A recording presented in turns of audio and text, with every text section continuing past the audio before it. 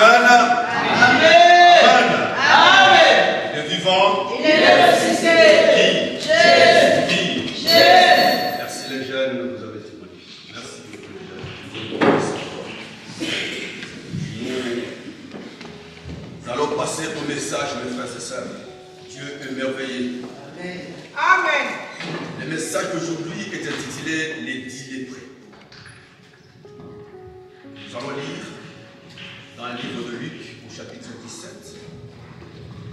à partir du verset 11. Je lis au nom de notre Seigneur Jésus. Jésus se rendant à Jérusalem, passé entre la Samarie et la Galilée. Comme il entrait dans un village dit lépreux virent à sa rencontre. Se tenant à distance, ils s'élèvèrent la voix et dit: Jésus, maître, aie pitié de nous. Dès qu'il les eut vus, il leur dit: allez vous montrer au sacrificateur. Et pendant qu'ils y allaient, ils arriva qu'ils furent guéris. L'un d'eux, se voyant guéri, revint sur ses pas, glorifiant Dieu à haute voix. Il tomba sur sa face aux pieds de Jésus et lui dit grâce. C'était un Samaritain. Jésus prenant la parole dit: les 10 n'ont-ils pas été guéris? Et les 9 autres sont-ils? Laissait-il trouver que cet étranger pour revenir et donner gloire à Dieu? Oui, il lui dit: lève-toi, ta foi t'a sauvé. Amen. Amen. Avant d'entrer dans les vifs du sujet, je vais vous raconter ce que je vis il y a cela 2 jours. J'étais en retraite en France, donc j'ai pris 3 journées sabbatiques pour aller me retirer et prier et seul. J'ai rencontré les frères qui sont là et finalement j'ai prié avec eux. Et la nuit, avant-hier, c'était le moment où nous allons terminer aussi notre jeûne. Vous le savez, nous allons entamer une deuxième partie de notre jeûne qui consiste à remercier Dieu jusqu'à la fin de l'année. Mais nous pouvons manger comme d'habitude, mais ça sera un moment où nous allons manger, mais rendant toujours gloire à Dieu et remercier Dieu. Alors pendant que je finissais de prier vers 3h30, j'ai eu une vision. Cette vision vraiment m'a bouleversé quand même, au départ. Je me suis retrouvé ici à Epen et devant l'église. Et quand j'arrive, j'ai vu tous les bâtiments étaient brûlés. Même les instruments que nous avons, les chaises, plus rien. Donc tout était vraiment vide. Il n'y a que les poteaux de ce bâtiment que je voyais. Je me suis dit, waouh. J'entre par là et même il y a une partie du restaurant là qui était même brûlée. Je me suis dit, mais qu'est-ce qui se passe? J'avais vraiment tellement peur. Je suis allé et finalement je suis rentré par le bureau. Tout était ensemble. Je me suis dit, mais qu'est-ce qui se passe? J'avais peur. Finalement, un homme est apparu, il m'a dit: pourquoi vous avez peur? Vous savez que vous êtes assuré, non? Il dit: l'assurance que vous avez va récompenser tout le monde. Et c'est quelqu'un qui comprend ça. Amen. L'assurance que vous avez va récompenser tout le monde. Il m'a demandé quelle assurance vous avez. J'ai dit que nous sommes chez AXA. Donc, entre parenthèses, donc toute personne qui vient physiquement en ce lieu, vous comprenez, il est assuré. Selon la loi, c'est l'église. C'est comme ça que nous avons bâti l'église. Donc, si tu mets ton pied ici, quand tu quittes ta maison, tu viens ici, tu es assuré. Et si quelqu'un s'hasarde, par exemple, de venir te menacer ici, porter atteinte ou troubler l'ordre, la loi prévoit qu'il y a minimum 6 mois de prison, jusqu'à 3 ans. Donc l'église n'est pas protégée simplement spirituellement, mais par la loi aussi, l'église est protégée. Vous comprenez ça? Alors il m'a dit, mais on va récompenser tout le monde. Et même tout ce qui a été perdu ici, les chaises et tout ça, vous allez pouvoir acheter ça encore. Mais en attendant, vous allez prendre toujours l'ancienne salle que vous aurez, et vous avez mis en bas, là où vous êtes. Vous allez prier là-bas, mais ne vous inquiétez pas. J'ai eu cette vision-là, ça m'a vraiment bouleversé au départ. Je n'avais pas d'explication vraiment spirituelle là-dessus. Je me suis dit, bon, pour avoir une explication claire, il faut que Dieu lui-même me parle, non? Donc je vais pouvoir prier. Je suis entré encore en prière. Rien ne s'est passé. Prière, rien, aucune révélation à ce moment-là. J'ai dit, oh Dieu, mais tu ne vas pas quand même me laisser avec un cœur bouleversé comme ça. Qu'est-ce qui se passe? Mais Dieu est un Dieu qui parle toujours. Quand il demande ça à Dieu, et qu'il fait qu'il t'explique, il va t'expliquer les choses que toi tu ne connais pas. Jérémie 33, toi les dis.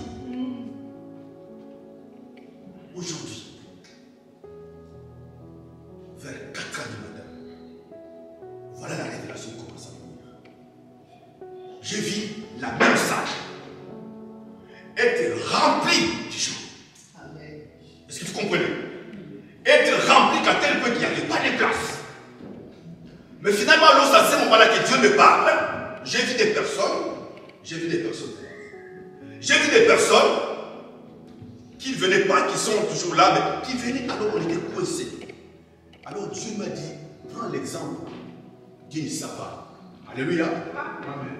Si une savane veut être renouvelée, qu'est-ce qu'on fait? Quelqu'un comprend?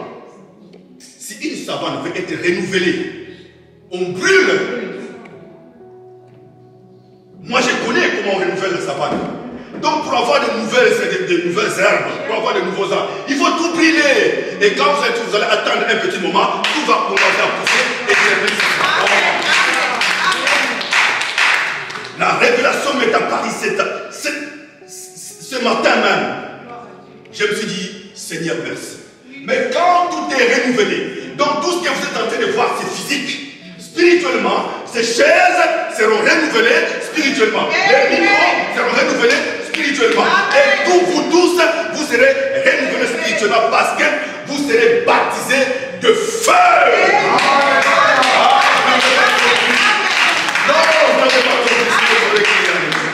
Vous serez baptisés de feu.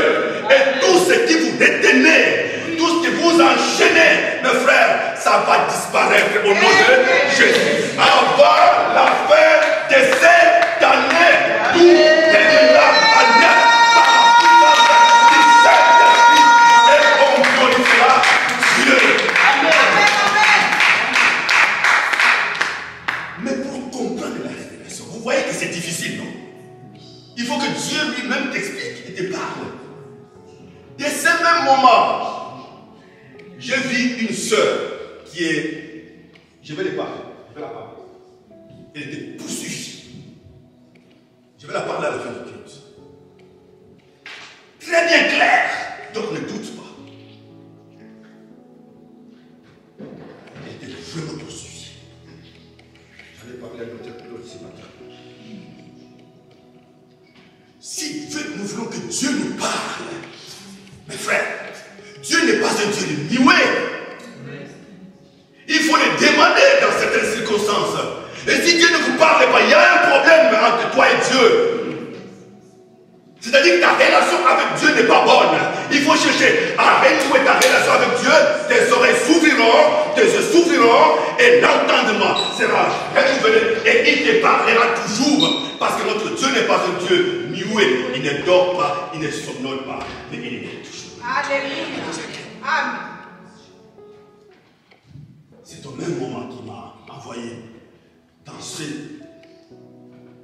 récit des 10 lépreux. Nous passons maintenant à une deuxième étape de notre jeûne de prière. Aujourd'hui, on peut même manger notre gâteau, c'est bien bon.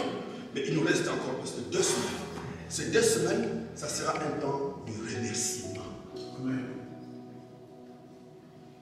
Pourquoi les 10 lépreux? Vous savez, quand on regarde ces récits des 10 lépreux, celui qu'on appelle lépreux à l'époque, même jusqu'aujourd'hui, parce que c'est une maladie qui est contagieuse, que tout le monde peut attraper. Et quand on t'appelle lépreux, sachez-le bien, tu deviens une personne qui ne vivra pas sa vie d'une manière normale. Tu dois être éloigné de la société. Tu dois vivre seul, de peur et contaminer les gens. Donc ta vie ne sera plus normale. Tu ne seras plus normal, mon frère, ma soeur. Parce que ta vie est devenue comme liée à quelque chose. Liée à quoi? À la maladie. Cette maladie-là, laquelle qui t'empêche d'être en contact même avec tes enfants, ni même avec ta femme, ni même avec ton mari. Donc c'est une maladie, vraiment une sale maladie.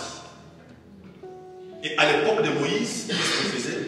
On devait les éloigner très loin. Dans Lévitique 13 à partir de verset 43-44. Donc si tu vois un lépré, qu'est-ce qu'il faisait? Il devait d'abord se raser les cheveux, la barbe, déchirer ses habits. Donc quand il vient en chemin et qu'il voit une personne, lui-même devait d'abord crier impur, impur, impur, impur, impur, pour que tu t'éloignes de lui. Quelle vie! Donc ce sont des personnes qui étaient considérées, donc, qui étaient éloignées vraiment de la vie. Comme parmi nous, il y a encore des personnes qui souffrent de cet éloignement-là, qui souffrent encore d'une lèpre spirituelle, qui sont encore dans cet état-là. Mais regardez ce qui s'est passé. Jésus, il est venu pour changer, Jésus est venu pour restaurer. L'image que ce lépreux-là avait vis-à-vis du monde, ce n'était pas la même image que Jésus avait vis-à-vis de ce lépreux. Est-ce que quelqu'un a son identité ici? Sa pièce d'identité. Quelqu'un a une pièce d'identité, sa pièce d'identité. Vous venez sans pièce d'identité? Quelqu'un a ça? Donnez-moi.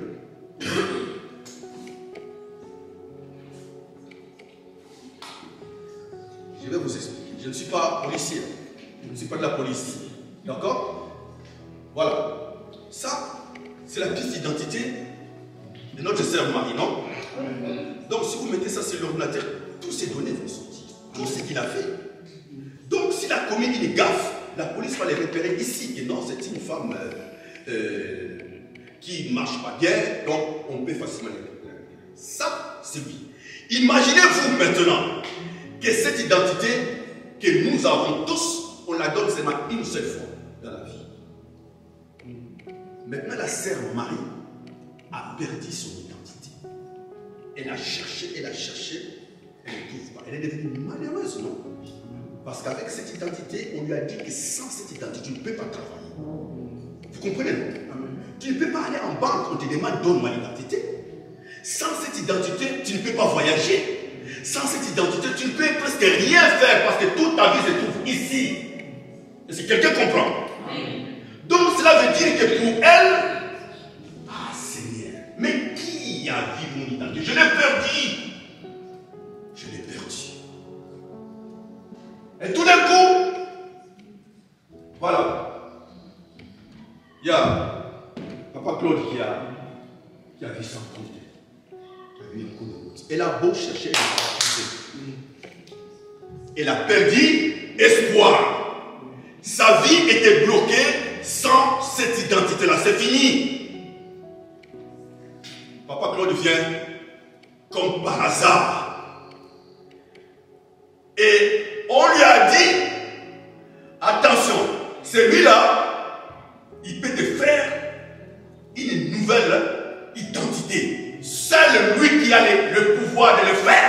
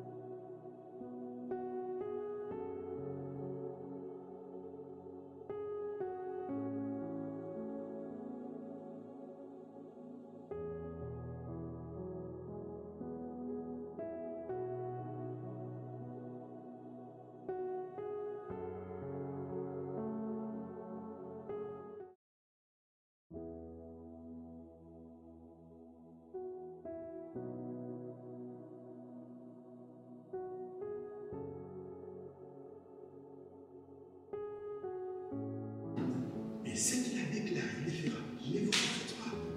Même si la souffrance est là, même si les gens sont en train de marcher sur vous, vous ont bafoué, ils ont humilié. Vous en faites pas, il y a un défenseur qui est là. Il y a celui qui change l'histoire, qui confond, comme il a confondu les sacrificateurs pour la vie de ce lieu-là. Ceux à qui on disait impur. Maintenant, il ne sera plus impur. Il est là maintenant avec eux, mais qui vous a guéri? C'est celui-là qui est venu rendre grâce à Dieu, c'est Jésus-Christ, celui qu'on ne connaissait pas. Donc, un enfant de Dieu doit remercier Dieu chaque fois. Mes frères, pour terminer, je dois vous dire une chose. Vous savez, quand le Seigneur veut changer notre vie, toute bénédiction précède d'abord un grand vent. Vous comprenez? Quand le Seigneur veut te bénir, il verra d'abord un grand vent. Toute élévation commence d'abord par un grand vent, un grand tourbillon. Ce tourbillon ne vient pas de Dieu, mais ce tourbillon vient de l'ennemi pour empêcher que tu entres dans la bénédiction. Donc quand il y a un grand vent qui arrive, ne crains rien. Dis-toi, il y aura une grande bénédiction. Parce que le Seigneur sait pourquoi il a permis que ce vent arrive. Pour que je puisse enfoncer mes racines dans le sol. Parce que quand tu enfonces tes racines dans le sol, prochainement, quand il y a encore un autre vent, tu vas résister. Tu seras comme une maison qui est construite sur les rocs. Et alors, quand même le vent souffle, rien ne pourra bouger le mur. Tu vas résister toujours. Parce que la vie ne s'arrête pas là. Il y a encore d'autres choses que nous allons rencontrer dans la vie. Il faut que tu sois forte, mais que tu continues toujours à rendre gloire à Dieu. Parce qu'il est le Seigneur. Et c'est lui Dieu. À partir d'aujourd'hui, nous allons faire une prière de remerciement. Jusqu'à la fin de l'année, nous allons terminer. Amen. Amen. Commençons dès maintenant, dès matin, les matins, midi, soir. Pense à ce que Dieu t'a fait. Pour que Dieu ouvre les écluses des cieux, reconnais d'abord ce qu'il a fait.